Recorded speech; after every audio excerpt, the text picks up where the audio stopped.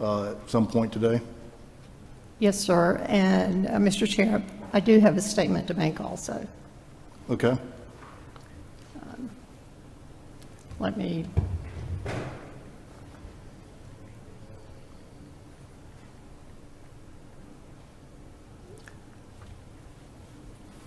All right, Mr. Chair and Board and members that are here, I would like to make a statement. There appears to be an irrational and widespread panic of Democrats and Republicans and all the people of Georgia that have been led to believe that the adopted paper count rule and other adopted rules might be the basis to not certify the election. Nothing could be further from the truth. Please let me reassure every Democrat and member of any other party and the citizens of Georgia that these rules will help to prevent a last-minute surprise of questioning the results about the count or audit or recount. These rules ensure a chain of custody on election night so that there are no missing ballots. The precinct election night ballot count, the count of the pieces of paper, will be done in public, and there need not be a delay to tabulate because the memory cards, which are used to tabulate, and the scanner tapes that record the number of ballots cast and the votes counted can be immediately delivered to the main election office if the supervisor wants. These rules are standard operating procedure in all precincts where paper ballots are counted and are followed in many states. The courts reimposed paper ballots on the state of Georgia after many years of using a completely electronic Diebold system. The press wins the prize for misinformation this weekend with false reports that the new rule requires counting the votes rather than counting the paper, to, quote, breaking open the ballot box as if it were never done, to claiming that the SEB certifies the election, to hysterically and wrongfully assuming that it would take months to count the votes. Oddly, the narrative appears coordinated, and depending upon the outfit that is writing, the so-called news is delivered as a scary fairy tale, or perhaps an end-of-the-world apocalypse tale. Really? Really? Everyone should take a deep breath and calm down. All because of attention to the mundane, unexciting chain of custody processes, reconciling of number processes, review of documents, procedure, posting of information requirements, storage of election materials, and production of data documents. Really? Many articles and reports indicated a limited understanding of the election process. We don't have an agenda, but the media does. They make money by creating a news story where none exists and promoting division. And opponents use this division for fundraising. Very concerning is the board member in the minority vote that was on national TV claiming it is too close to an election to adopt rules in which the board member did 3 years ago without question or hesitation. Extreme delays, chaos, confusion, blame any election conduct on the rules of the state election board? Really? Let's be clear. No one can blame a hack into AT&T or Jarvis or no-ink poll pads on the state election board rulemaking. No one can blame Dominion scanner malfunction or missing ballots or double scanning of ballots on rulemaking by the state election board. No one can claim that the state election board rules caused ballot images to be incorrectly counted. Remember, the Senate committee chaired by Senator Ligon found that the 2020 election was chaotic and the results could not be trusted. We are trying to avoid chaos. But it sells newspapers and it raises money. Maybe there are sabotage plans to disrupt the election, but let me assure everyone here, everyone listening, everyone watching, it is not the state election board. The counties and the Secretary of State are responsible for the conduct of elections, and I am sure they will do what it takes to conduct a fair, orderly, uniform, and honest election. Thank you.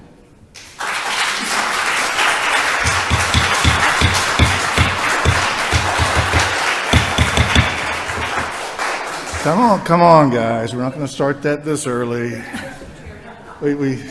We all need to respect each other's opinions. Mr. Chairman. Yes. Of course, I think you might have been named in there. It wasn't me because I wasn't here 3 years ago. So. Yes, I want to clarify that rules that are passed in odd years, there are no statewide or federal elections conducted in odd years. The rules that were passed in 2021 did not apply to the elections in 2021 because those were simply municipal elections. So to suggest that that would undermine my suggestion and the statement from the Secretary of State, statement from Republican and Democratic leaders, statements from election supervisors, statements from unanimous resolutions from bipartisan election superintendents that it's too late to pass rules that change the way elections are conducted is extremely disingenuous and frankly suggests a misunderstanding of how election laws apply in Georgia. Mr. Chairman, can I add something, please? Sure. While we're addressing misinformation and misleading statements, you were on MSNBC with Rachel Maddow, and you made the assumption that there were members of this board, me included, the majority is what you said, that we have some agenda that we may be working against or working for. Can you please explain to all of us what that agenda is? I think. No, this is a valid question, Mr. Chairman. Mr. Chairman. I think it's inappropriate for Mr. us Chairman, to put each other on trial. Mr. Chairman, no one's putting anyone on trial. Your reaction is way more than necessary. It's a very simple question. We can't have this discussion outside of the public, so we're going to do it right here. I want to know, what is the agenda you are alluding to? I would love to know that myself. Well, you said it. You said it as if you knew what it was, so I want to know, where did that come from?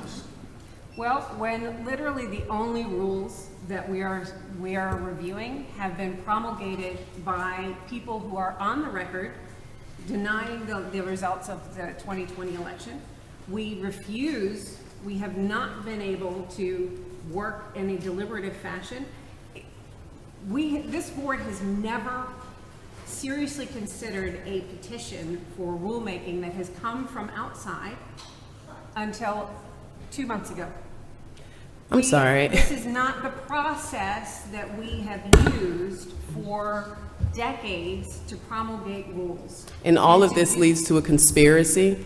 You know, you're creating a conspiracy based off an assumption. You just listed assumptions. You said things that you have noticed and observed, and you're taking that and you're placing it on us as fact. You are attacking our integrity, our reputations, and you're alluding to the fact that we are doing something that is somehow dishonest simply because you disagree.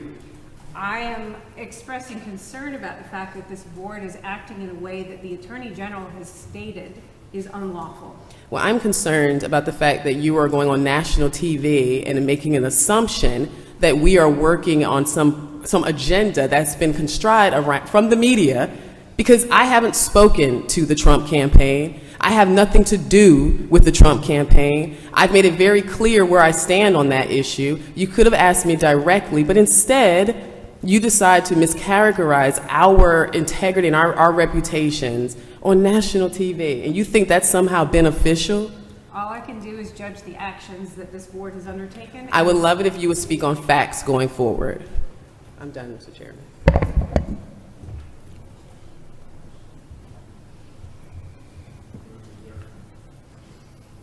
Let me just say that I feel it's highly inappropriate for this board to have these kind of conversations in the public like that. When should we have them? That's just my opinion that I feel it's highly appropriate to have these kind of conversations such as this. Sometimes you have to. So, Yeah, you just got to do it. We got to protect our integrity. It's not right. We're continuously being attacked based off of conspiracy.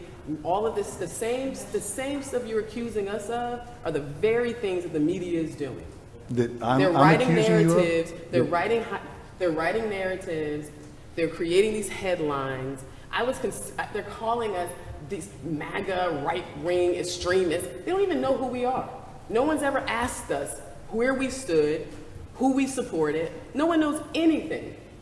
But we're continuously being attacked day in and day out.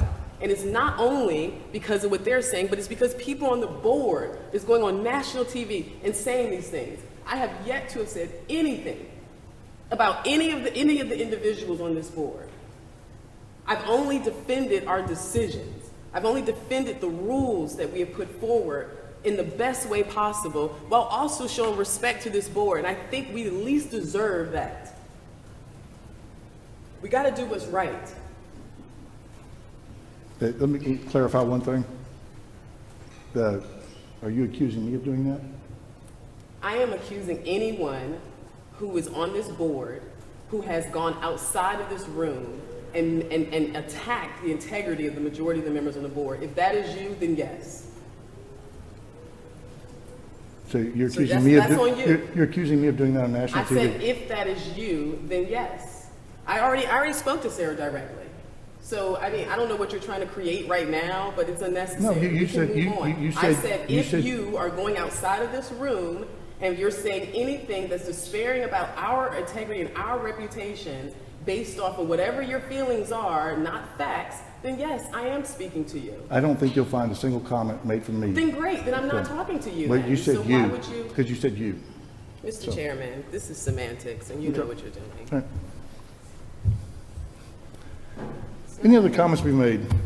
Well, yes, Okay. I was, as a matter of fact, I would sort of, as I reflected upon this weekend, I thought, yes, character assassination, yes, media murder, yes, and lawfare lynching. And that's where this is all headed. And I really don't appreciate it. When I walk in this room, I am single-mindedly focused on the duty as a member of the State Election Board. I have no agenda, no plan, no plot, and I find it rather disconcerting to be accused of such things in public, on mainstream media, or on social media of having alternative motives.